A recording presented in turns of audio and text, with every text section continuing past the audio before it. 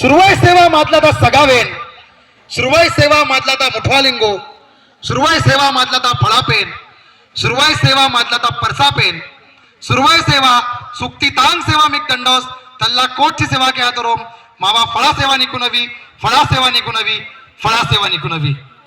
इथे उपस्थित सगळ्या मातृशक्तींना सेवा जोहार करतो, सगळ्या पितृशक्तींना सेवा जोहार करतो आणि इथे बसलेल्या सगळ्या लयोड आणि पुंगार सुक्ती म्हणजे सगळे बाळ गोपाल ज्याला म्हणतो आपण गोंडीमध्ये त्यांना लयोड आणि पुंगार असं म्हणतात, त्यांना पण माझ्या सुरुवाई सेवा जोहार.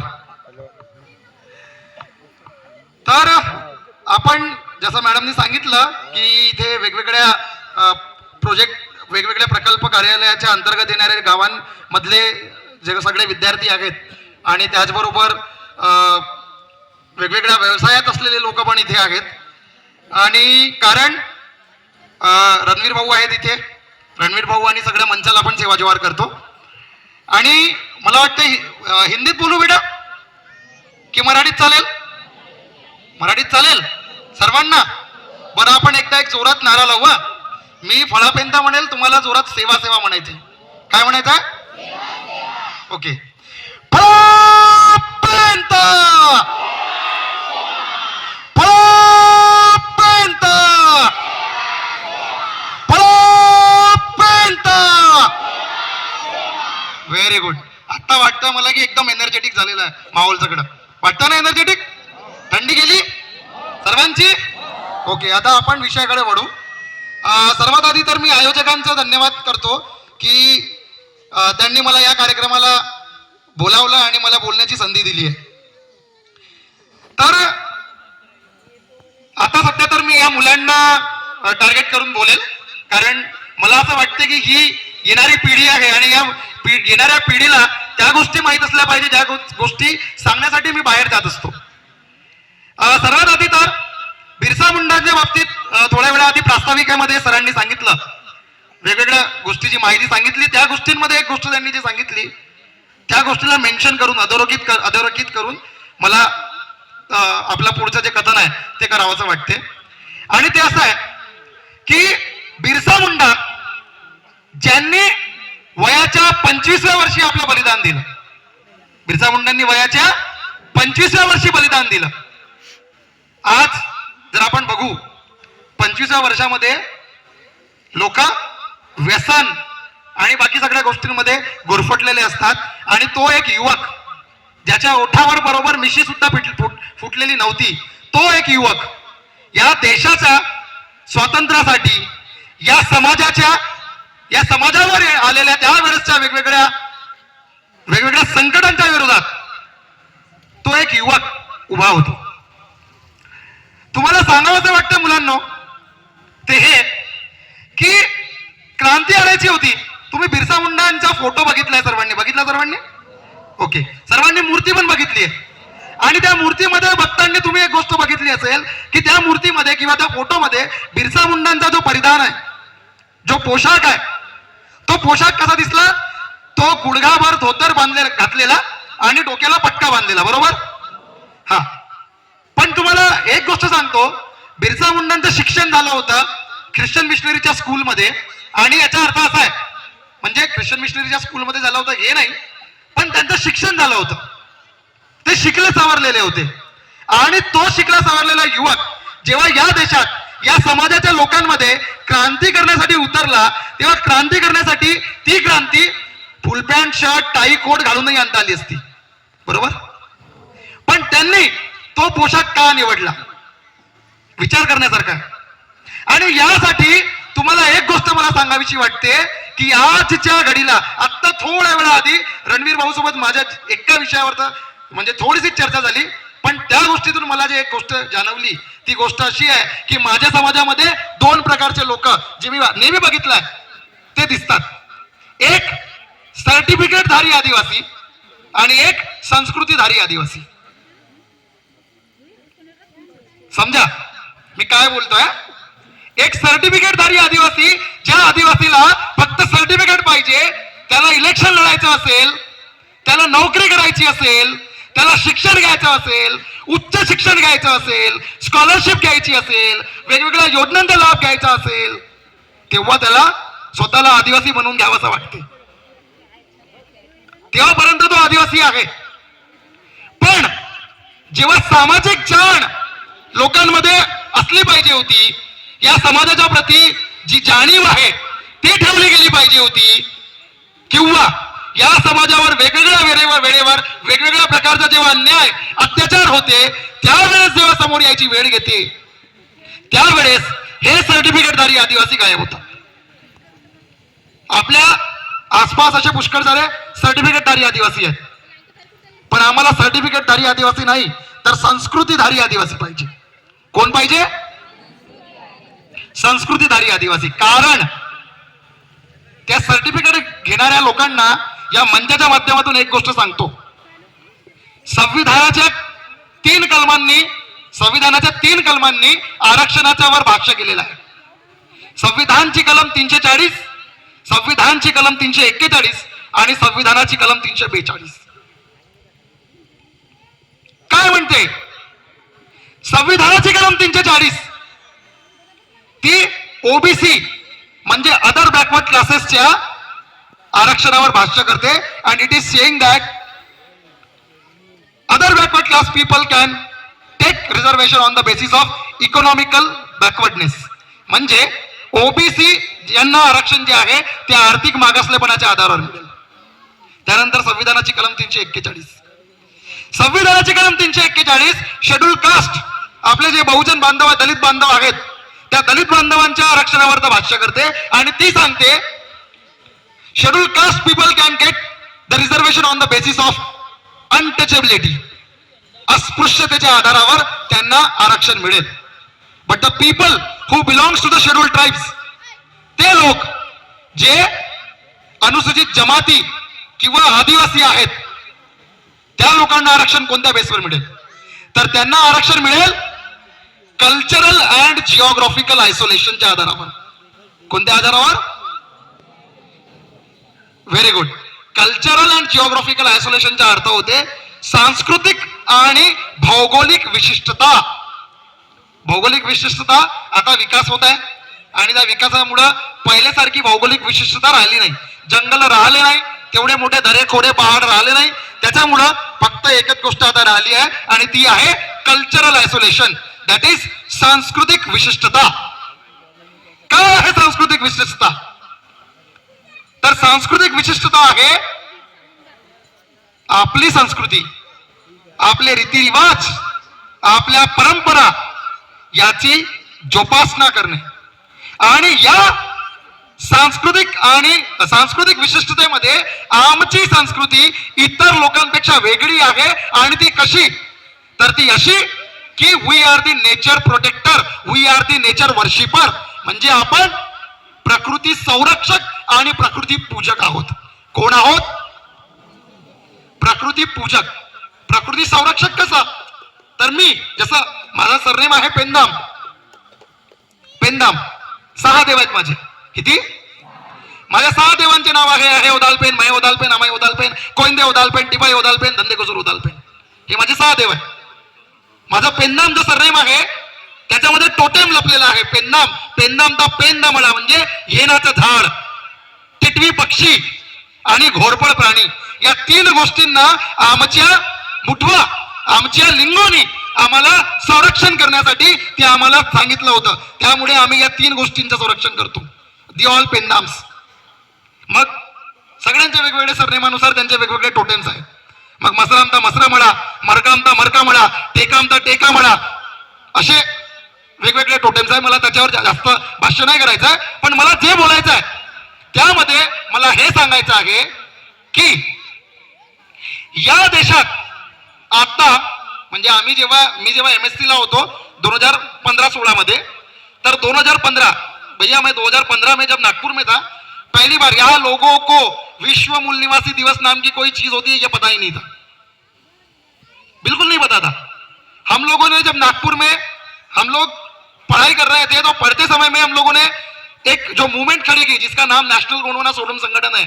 इस संगठन के माध्यम से नागपुर में सबसे पहली बार प्रोग्राम लिया गया था फुटाला में. और उस कार्यक्रम के माध्यम से हम लोगों ने वो जो छोटा सा बीज लगाया था, वो बीज धीरे धीरे धीरे धीरे बढ़ते गया और आज आप लोग देख रहे हैं कि बड़े पैमाने पे विश्व मूल निवासी दिवस, वर्ल्ड इंडिजिनस डे मनाया जाता है। क्या है वर्ल्ड इंडिजिनस डे? और आप सब लोगों को यह सवाल पडना चाहिए, तुम्हा सर्वांना हा प्रश्न पडला पाहिजे की पेन्नाम सर बोलता बोलता एका ठिकाणी टोटेमच्या गोष्टी सांगत आहे, गोत्र चिन्हाच्या गोष्टी सांगत आहे, 3 टोटेम सांगितले आणि सरळ विश्व मूल निवासी दिवसवर घेऊन गेले। यही समजना है, there is a connection, there is a link between both of them. त्या दोघांमध्ये संबंध आहे। काय संबंध आहे? संबंध हा आहे की या देशात तुम्ही लोक सगळे शाळेमध्ये आपल्या सायन्सच्या पुस्तकात ग्लोबल वॉर्मिंगच्या बाबतीत शिकत असाल, शिकता? ग्लोबल वॉर्मिंग शिकता ना? ग्लोबल वॉर्मिंग म्हणजे जगाचं तापमान जे आहे ते अचानक वाढू लागलंय आणि त्याच्यामुळे दोन्ही पोल्सवर जे ग्लेशियर आहे ते वितळत आहे, बरोबर? आणि त्याच्यामुळे काय होणार आहे की या पृथ्वीवर ऑलरेडी जमीन कमी आहे। तुम्ही सगळ्यांनी वाचलाय 71% पाणी आणि 29% जमीन आहे, बरोबर? हा, तर 29% जमीन जी आहे ती कमी होणार आहे आणि आपल्या या जगाचं जे लोकसंख्येचं प्रमाण आहे ते वाढत आहे आणि पुढे चालून आम्हाला सगळ्याच गोष्टीमध्ये स्कार्सिटी म्हणजे टंचाई भासणार आहे। मग ते पाण्याची असो, ती अन्नाची असो, ती राहण्याच्या जागेची असो, जिस पर हम बात कर रहे हैं, जल, जंगल और जमीन। जंगल भी कम होगा, जल तो कम होगा ही, है ना, और जमीन भी। और इसको अगर बचाना है तो कौन बचा सकता है? तो 1995 में, पहले 1994 में एक कॉन्फ्रेंस हुई। वो कॉन्फ्रेंस जो हुई, उस कॉन्फ्रेंस में दुनिया के 198 देशों के प्रतिनिधि जो है संयुक्त राष्ट्र संघ के माध्यम से बैठे। उन्होंने सोचा कि यार ये अचानक से जो ये सब हो रहा है तो इसको कौन बचा सकता है और कैसे बचाया जाएगा। और बचाना जाएगा वो तो ठीक है, लेकिन एक ऐसे लोगों का समूह है जो क्या करता है, जो इस प्रकृति को बचाने का काम करता है। टोटेम व्यवस्था है, ये जो टोटेम व्यवस्था मैंने बताई है ना तुमको, ये सिर्फ यहां नहीं है। यहां जो मैं बता रहा हूं कि पेन्नाम था पेन्ना मड़ा, सिर्फ यहां नहीं है, ये अमेरिका के रेड इंडियंस, ऑस्ट्रेलिया के एबोरिजिन्स और अंटार्कटिका के एस्किमोस और अलग अलग जगह के जो लोग हैं, हमारे अलग अलग ट्राइबल्स। अगर हम भारत की बात करें तो भारत में 659 ट्राइब्स है और अगर पूरी दुनिया की बात करें तो पूरी दुनिया में 5000 ट्राइब्स है। कितने? 5000 ट्राइब्स जो 7000 प्रकार की भाषाएं बोलते हैं। कितने प्रकार की? 7000 प्रकार की भाषाएं बोलते हैं। तो ये लोग जिनकी अक्खी पूरी की पूरी जो जीवनी है वो जीवनी फॉरेस्ट पे डिपेंडेंट है, जंगलों पे डिपेंडेंट है, ये लोग प्रकृति को बचाने का काम करते हैं। अब अगर ये लोग प्रकृति को बचाने का काम करते हैं तो हमको इन्हें बचाना पड़ेगा, क्योंकि इन पर अन्याय हो रहा है, इन पे अत्याचार हो रहा है, सिर्फ हमारे देश में नहीं बाकी देशों में भी। और इसलिए पहली बार 1994 में फॉरेस्ट ट्राइबल्स के राइट्स की बात की गई, आदिवासियों के अधिकारों को बचाने की बात की गई और उसके बाद धीरे धीरे उसमें काम शुरू हुआ। 9 अगस्त को इंटरनेशनल इंडिजिनस डे घोषित किया गया और हमारे लिए अलग अलग पॉलिसीज बनाई गई। ये पॉलिसीज जो कभी हमारे भाषा को बचाने की बात करती है, ये पॉलिसीज जो हमारे राइट्स की बात करती है, ये पॉलिसी जो हमारे महिलाओं के ज्ञान को आगे बढ़ाने में उनकी भूमिका के ऊपर बात करती है, तो कभी हमारे युवाओं के अधिकारों के संरक्षण की बात करती है। पर हमको बहुत सारे लोगों को यह नहीं पता है। और जो मैंने स्टार्टिंग में बताया ना, सर्टिफिकेट धारी लोग, इन सर्टिफिकेट धारी लोगों को यह बताना जरूरी है, यह समझना जरूरी है कि अगर अभी नहीं समझे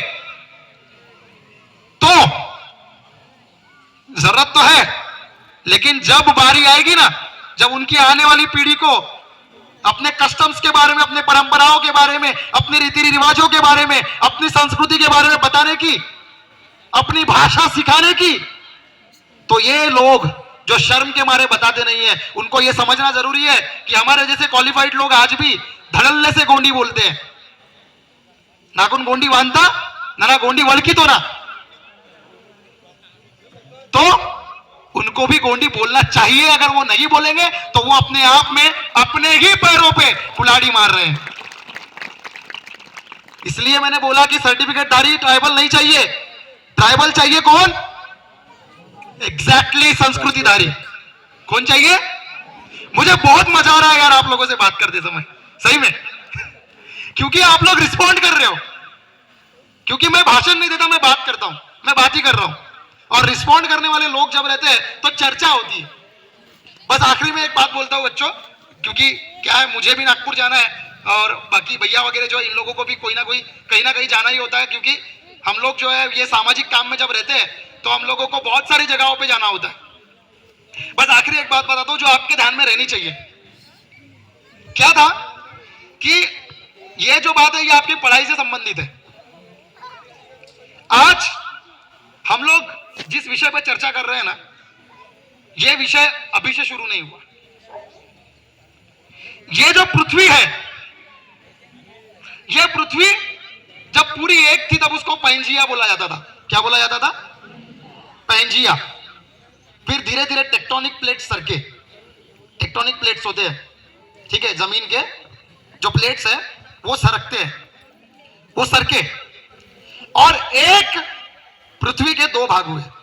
ठीक है. एडवर्ड स्वेस नाम के एक व्यक्ति ने बोला था सन 1825 में.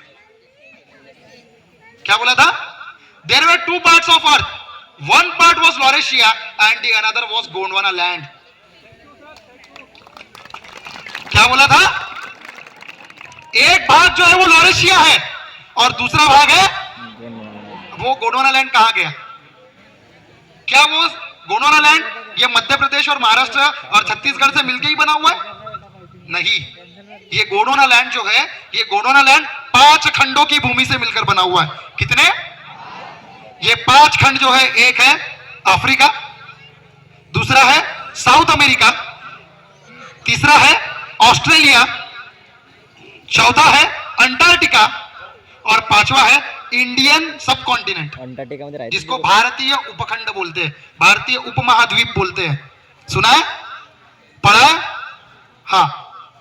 तो आप लोगों को आखिरी में यही बात बताकर जाना चाहता हूं कि बच्चों, जो भी पढ़ाई आप कर रहे हो, जैसे मैंने मास्टर्स किया है, I am MSc in zoology, मैंने प्राणी शास्त्र विषय में एमएससी की है और मैंने एलएलबी भी की है. ठीक है. तो और बताते हुए बहुत अच्छा लगेगा और रणवीर भैया को भी बहुत अच्छा लगेगा कि 2012 में मैंने G20 की जो कॉन्फ्रेंस अटेंड की थी उसमें गज्जू भैया का सबसे ज्यादा सहकार्य मुझे मिला था. गज्जू भैया ने मुझे उस समय में आर्थिक और बाकी जितने भी प्रकार की मदद चाहिए थी वो मदद उस समय में दी थी. इसलिए मैं इतनी सारी बातें आप लोगों के सामने इतने धड़ल्ले से रख पा रहा हूं, क्योंकि मुझे पूरे भारत में से जो 6 लोग सिलेक्ट हुए थे उनमें से एक बनने का मौका इन सब लोगों की वजह से मिला था. अपने देश को रिप्रेजेंट करने का मौका मिला था और अपने देश को मैंने मेक्सिको नाम का जो देश है, स्पेनिश अमेरिका करके बोलते हैं, साउथ अमेरिका में, वहां मैंने अपने देश को रिप्रेजेंट किया, अपनी कम्युनिटी को रिप्रेजेंट किया और बहुत सारी जो चीजें हुई वो सब. तो ये इसलिए बता रहा हूं कि आप लोग जो भी पढ़ाई कर रहे हो या भविष्य में करने वाले हो, उस पढ़ाई का, अभी करने वाले और भविष्य में होने वाली, वो दोनों पढ़ाई का अपनी संस्कृति के साथ मैचअप करके अपने समाज के लिए उसका किस तरीके से उपयोग होगा ये दिमाग में लाना और इस तरीके से विचार करना ज्यादा जरूरी है. क्योंकि बहुत बड़ी बात बोली गई है उबंटू नाम से. Ubuntu, what is Ubuntu? Ubuntu means I am because we are. Ubuntu का मतलब है मैं हूं क्योंकि मेरा समाज है. क्या? मैं हूं क्योंकि मेरा समाज है. मुझसे समाज नहीं है, समाज से मैं हूं. यह बात आखिरी तक याद रखना. आखिर में मैंने जो एक कविता लिखी है वो कविता बोलता हूं और अपनी वाणी को विराम देता हूं. क्योंकि समय बहुत हो चुका है ना। बोलने मुझे एक्चुअली ना, मैं मतलब दिल से बोल रहा हूं, आप सब लोगों से बात करते हुए बहुत ज्यादा मजा आ रहा है और ऐसा लग रहा है कि मैं 10, 11, 12 जितना बच जाए तब तक के बात करते रहूं, लेकिन कुछ सीमाएं होती है, उन सीमाओं के अंदर ही रहो तो ज्यादा बेटर है। तो कविता ऐसी है, आज तक जितने भी लोगों ने अपने समाज, हमारे गोंडवाना के लिए जितने भी लोगों ने बलिदान दिया है, उन सब लोगों के लिए मैंने ये कविता समर्पित की है, जो मैंने खुद लिखी है। कविता है, उस दिन जो किया था तुमने दोहरा ना पाया आज तक कोई। उस दिन जो किया था तुमने दोहरा ना पाया आज तक कोई। तेरी वीर गति को सुनकर, तेरी वीर गति को सुनकर गोंडवाना की जनता रोई। तेरी वीर गति को सुनकर गोंडवाना की जनता रोई। तेरी वीरता का बखान पल पल ये इतिहास करेगा। तेरी वीरता का बखान पल पल ये इतिहास करेगा। जब जब होगा वीरों का स्मरण, जब जब होगा वीरों का स्मरण, तुमको भी वो याद करेगा। जब जब होगा वीरों का स्मरण, तुमको भी वो याद करेगा। शब्दों में भी ना वर्णित हो, शब्दों में भी ना वर्णित हो, शब्दों में भी ना वर्णित हो, ऐसी तेरी वीर गाथा है। शब्दों में भी ना वर्णित हो, ऐसी तेरी वीर गाथा है। और तेरी उस वीरता के आगे, तेरी उस वीरता के आगे यह सोडुम शीश झुकाता है। यह सोडुम शीश झुकाता है। यह सोडुम शीश झुकाता है। सुरवे सेवा, सुरवे गोंडवाना, सुरवे परापेंता सेवा सेवा, सुरवे गोंडवाना गणराज्य भारत। जय सेवा, जय गोंडवाना।